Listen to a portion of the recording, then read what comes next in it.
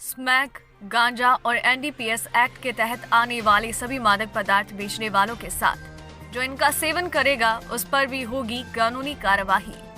Operation clean sweep plus अभियान शुरू के साथ ही नशे के खिलाफ जानकारी देने के लिए व्हाट्सएप हेल्पलाइन नंबर 7300363636 जारी किया है।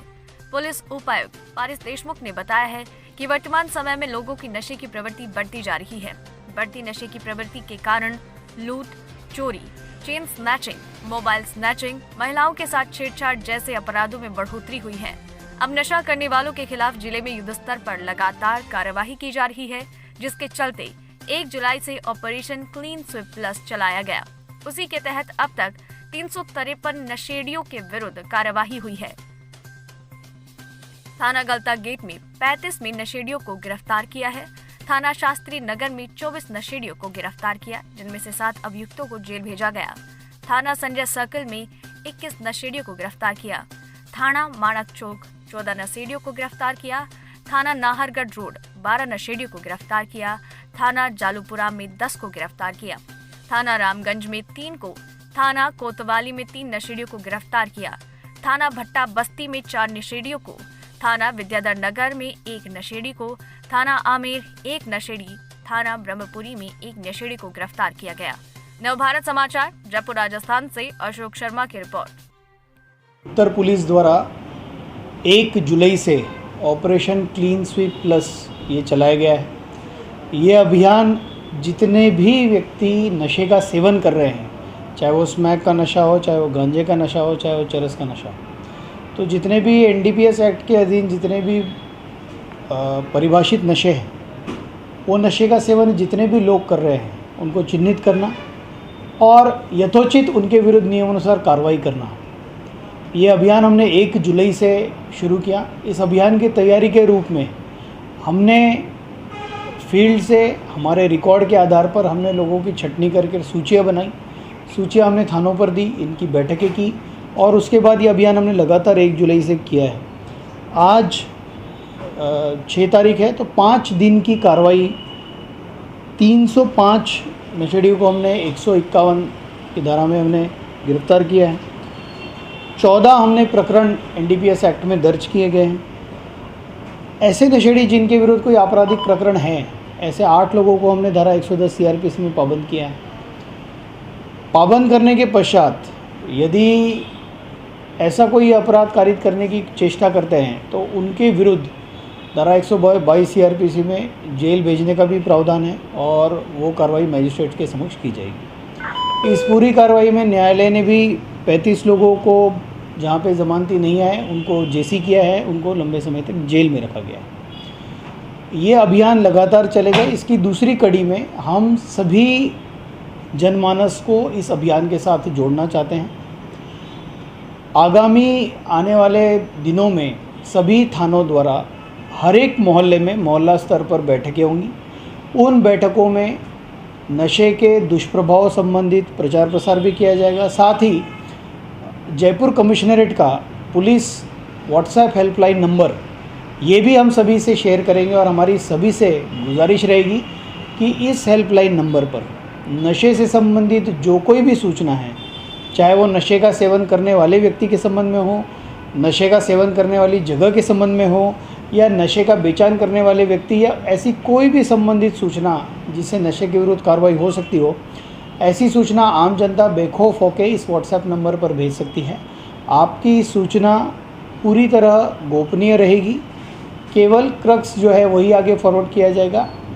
सूचनाकर्ता का नंबर या सूचनाकर्ता की आइडेंटिटी किसी प्रकार से फील्ड यूनिट से शेयर नहीं की जाएगी। मेरा आह्वान रहेगा सभी आमजनों से कि नशे और नशेड़ियों के विरुद्ध ये जो लड़ाई शुरू की है, इसमें आप लोग भी साथ दें, जुड़े और व्हाट्सएप हेल्पलाइन नंबर के माध्यम से हमें ज़्यादा से ज़्यादा सूचना दें। ऑपरेशन क्लीन स्वीप कमिश्नर की तरफ से पहले से चलाया जाता है, क्लीन स्वीप प्लस नाम दिया गया है। किस तरह से क्लीन स्वीप से अलग अभियान होगा, क्या टारगेट इसमें रहने वाला है? देखिए, ऑपरेशन क्लीन स्वीप खुद में एक बहुत ही अच्छा और बहुत ही बड़ा अभियान लगातार अभी चल रहा है कमिश्नरेट में, जिसमें मूल मुद्दा नशे के विरुद्ध कार्रवाई का था।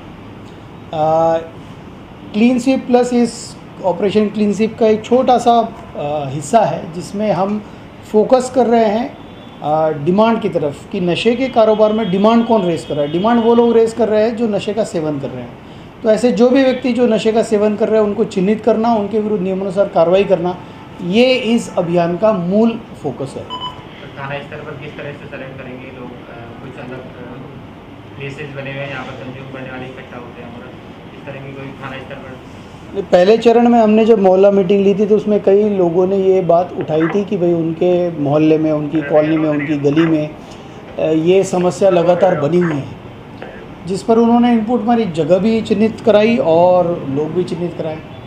लोगों से, हमारे पुलिस की आपराधिक सूचना से और पुलिस के क्रिमिनल रिकॉर्ड के आधार पर हमने सूची तैयार की है कि एक तो कौन कर रहा है और कहाँ कर रहा है। उसके हिसाब से अभी हर रोज़ टीमें निकल रही हैं। इस टीमों में जो अतिरिक्त जाब्ता में पुलिस लाइन से मिल रहा है, चाहे वो माइक के रूप में हो, जेबरा के रूप में हो, कमिश्नरेट रिजर्व के रूप में हो, इन जाब्ते को भी हम लगातार गश्त में इस्तेमाल करके गश्त को स्ट्रेंथन कर रहे हैं। और जितने भी नशेड़ी हैं जिन जगहों पर ये बैठ रहे हैं उनको विरुद्ध लगातार हम कार्रवाई कर रहे हैं।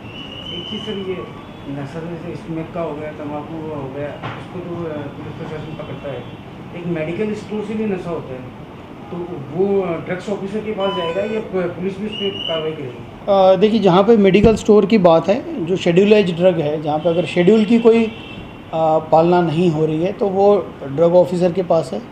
ऐसे जितने भी ड्रग्स जो NDPS एक्ट में परिभाषित है उसमें पुलिस उसका प्रसंज्ञान लेकर उसमें कार्रवाई कर सकती है। नशा मुक्ति केंद्र को लेकर भी आपकी तरफ से तैयारियां की जा रही हैं, कैसी रहेगी? क्योंकि जब तक वो नहीं होगा तब तक सुधार की संभावना। देखिए, हम लगातार संपर्क में बने हुए हैं। यहाँ के जो सरकारी नशा मुक्ति केंद्र है जो पिंक स्क्वायर मॉल के अपोजिट साइड में संचालित हो रहा है, और अभी तक की चर्चा में, अभी चर्चा के फेज़ में, मुझे आशा है कि जल्द से जल्द हम उस फैसिलिटी में हमें कुछ ऐसा सिस्टम बनाएं कि यहाँ से हम लोगों को पकड़कर उनके परिजनों के साथ वहाँ पर भेजें और वहाँ पर उनका इलाज हो और वो सुधर के पुनः समाज में सम्मिलित हो। तो ये प्रक्रिया चल रही है। मुझे आशा है कि I think by end of this month ये प्रक्रिया पूरी तरह से शुरू हो जाएगी। यहाँ पर जो नशा हो रहा है उसकी रोकथाम के लिए पुलिस लगातार प्रयास कर रही है, लेकिन कहाँ से आ रहा है ये नशा, कहाँ से सप्लाई हो रहा है, उसकी रोकथाम के लिए क्या प्रयास कर रहे हैं? देखिए, ये जो मैंने आपको बताया कि ऑपरेशन क्लीन स्वीप जो इतने समय से हम चला रहे हैं, और उसमें भी जो आ रहा है नशा हम उस पर कार्रवाई करें। तो लगातार सीजर्स हुए हैं। अगर गत वर्ष की तुलना में देखें तो पूरे साल भर में जितनी कार्रवाई हुई थी उससे ज़्यादा कार्रवाई हमारी इन 6 महीनों में ही हो चुकी है। अगर हम कार्रवाई के हिसाब से देखें, चाहे हम सीज़र की क्वांटिटी के हिसाब से देखें, गिरफ्तार हुए व्यक्तियों की क्वांटिटी के हिसाब से देखें, या हम आपराधिक प्रकरणों की संख्या के हिसाब से देखें, तो किसी भी मापदंड से अगर हम देखें तो गत वर्ष की कार्रवाई जितनी साल भर में हुई है उतनी ही हमारी इस 6 महीनों में हो चुकी है। साथ ही साथ ये एक ऐसा प्रॉब्लम है कि जिसे हर तरह से हमने घेरना चाहिए, हर तरह से इस पर हमने वार करना चाहिए। तो जहाँ सप्लाई चेन पे लगातार कार्रवाई चली आ रही है, उसी प्रकार से डिमांड चेन पे भी लगातार कार्रवाई बनती रही, ये इसका सर। अभी 15-20 दिन पहले 4 दरवाजे मौलाना साहब की दरगाह के इलाके के अंदर एक लेडी को पकड़ा गया। एक लेडी को, या जेंट्स था कोई, जो भिखारी के रूप में, उससे रामगंज थाना, गलता गेट थाना की पुलिस ने उसको अरेस्ट किया था। 5 लाख रुपये भी उसके पास मिला और उससे माल भी मिला। एक लेडी को किया था गांजे के साथ। तो वहाँ के लोगों का ये कहना है कि वो लेडी हमेशा यही काम करती है और उसी उसमें पड़ रहा है। तो उसके खिलाफ और कौन सी ऐसी कार्रवाई जिससे इसको वहाँ से हटाया जाए, या ऐसे लोग जो बना करके बैठे हैं? आपने अच्छा सवाल पूछा। इसमें हमने जो सिस्टम बनाया है, जो भी व्यक्ति गिरफ्तार होता है उसका हम तुरंत आपराधिक रिकॉर्ड हम चेक करते हैं। जहाँ पे आपराधिक रिकॉर्ड में अगर हमें ये पाया जाता है कि भाई इसमें पूर्व में भी कोई अपराध कारित किए है, तो जो भी नियमानुसार कार्रवाई है, चाहे गुंडा एक्ट में उसको जिलाबदर करना हो, चाहे उसकी HS पत्रावली खोलकर उस पर निगरानी करनी हो, चाहे पूर्व के मुकदमे में, जैसे कि एक बार आपने अपराध कारित कर दिया, आपको न्यायालय द्वारा जमानत दी, जमानत की शर्त ये होती है कि भाई आप पुनः अपराध कारित नहीं करोगे, परंतु उसके बाद भी आप अपराध में संलिप्त हो जाते हो और आपको पुनः पुलिस पकड़ लेती है। तो पूर्व के मुकदमे में जमानत निरस्त करवाना, उनको जिलाबदर करवाना, ये सारी कार्रवाइयाँ भी लगातार हम करते रहे।